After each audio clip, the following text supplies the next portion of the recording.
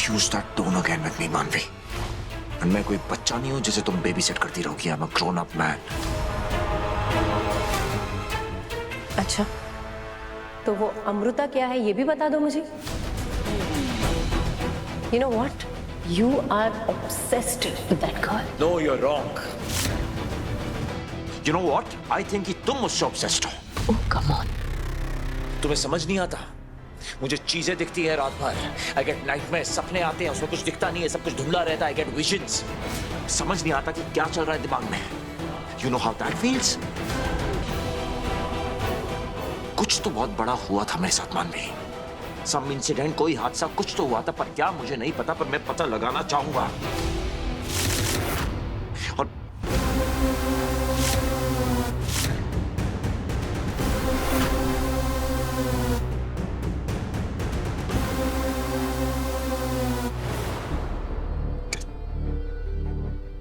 I know कैसे पता लगाना है।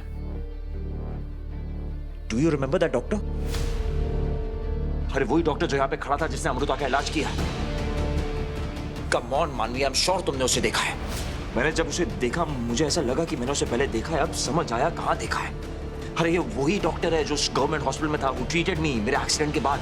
तुम थी ना मेरे साथ। I'm sure वो मुझे सब बता सकता है कि मेरे साथ क्या हुआ था। No, no, no, no. तुम्हें क्या जरूरत है ये सब की? मैंने तुम्हें सब कुछ बता तो दिया है ना। तुमने मुझे सब बताया था मानवी, बट ये लोग मानने को तैयार नहीं है ना कि मैं रणवीर हूँ, विराट नहीं। Nobody believes me, right? Maybe इस डॉक्टर के पास कोई प्रूफ हो, कोई डॉक्यूमेंट हो जो साबित कर सके कि मैं रणवीर अरोड़ा हूँ, वो विराट नहीं, और वो प्रूफ ना मैं नहुजस के मुंह पे मारूंगा। Come, let's go। बेबी, ये सब की कोई जरूरत नहीं है। हमें किसी को कुछ भी प्रूव करने की जरूरत नहीं है।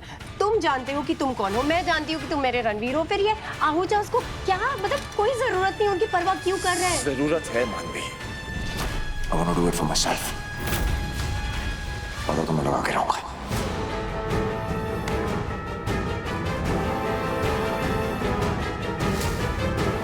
ओ नो, ये नहीं होना चाहिए। कहीं विराट सच में अपनी असली पहचान ना जान जाए।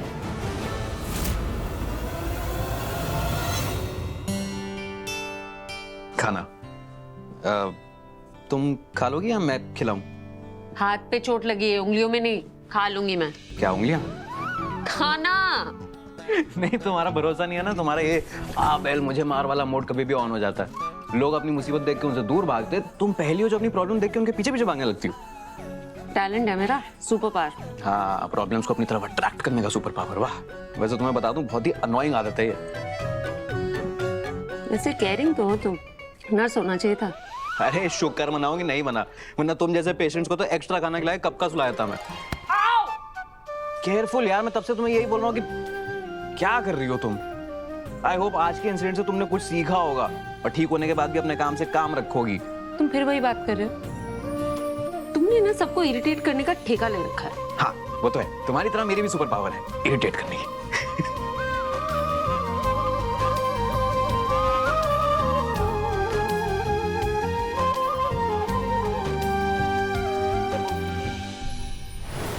डॉक्टर साहब, आप तो जानते हैं ना कि मुझे कुछ याद नहीं है।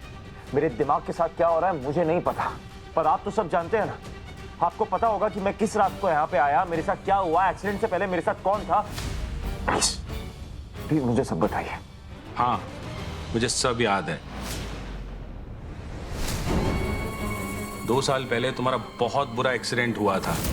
जब तुम्हें हॉस्पिटल लाया गया उस वक्त तुम होश में नहीं थे, इसलिए हमने तुम्हारा वॉलेट चेक किया, उसमें इनकी फोटो थी। इन्हें हमने कांटेक्ट किया तो पता चला ये तुम्हारी गर्लफ्रेंड है। बाद में इन्होंने हमें बताया कि तुम ऐसे किसी पहाड़ी पर जाते ही नहीं। तुम्हारी चोट देखकर हमें भी लगा कि किसी ने तुम्हें मारने की कोशिश की है। अब वो तुम्हारे बिजनेस कॉम्पिटिटर हैं या कोई और, हमें नहीं पता। ये भी वही कह रहा है जो मानवी ने कहा। मुझे ऐसा क्यों लग रहा है कि ऐसा कुछ है जो मुझसे छुपा है।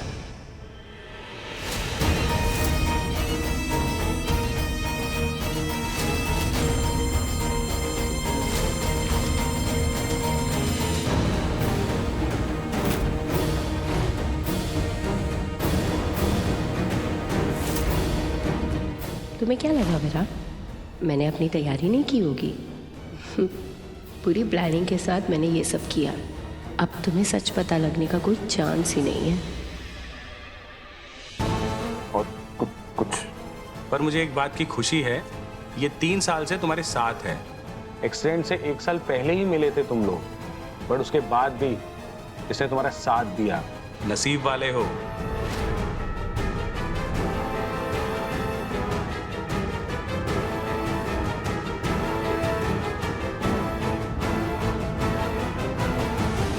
Thank you.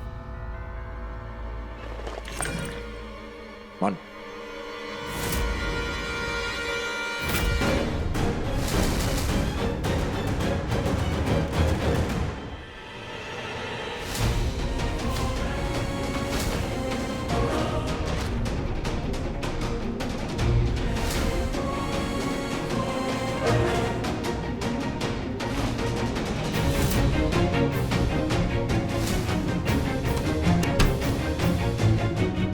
अंशुल, तुम यहाँ क्या कर रहे हो? मेरे साथ चलो। मैं यहाँ चेकअप के लिए आया था।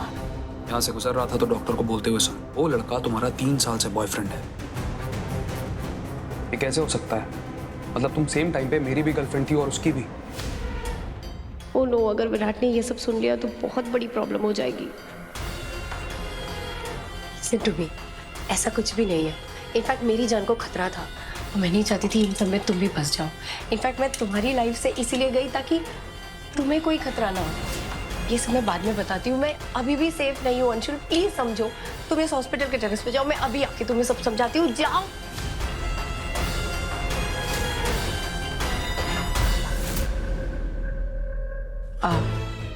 आपसे एक बात करनी थी। हाँ बैठिए ना। दिलदार जी, मुझे अमू की बहुत फिक्र हो रही है। आज उस रणवीर की वजह से उसे चोट पहुंची और कल उसी की वजह से हमारी अमू का दिल भी टूटने वाला है, और ये बात हम दोनों अच्छे से जानते हैं। भवानी जी, वो मेरी बात बिल्कुल नहीं सुन रही है। मुझे तो समझ नहीं आ रहा क्या करूं। उसे आगे बढ़ने की वजह देते हैं ना, अमू की शादी करा देते हैं अबीर से।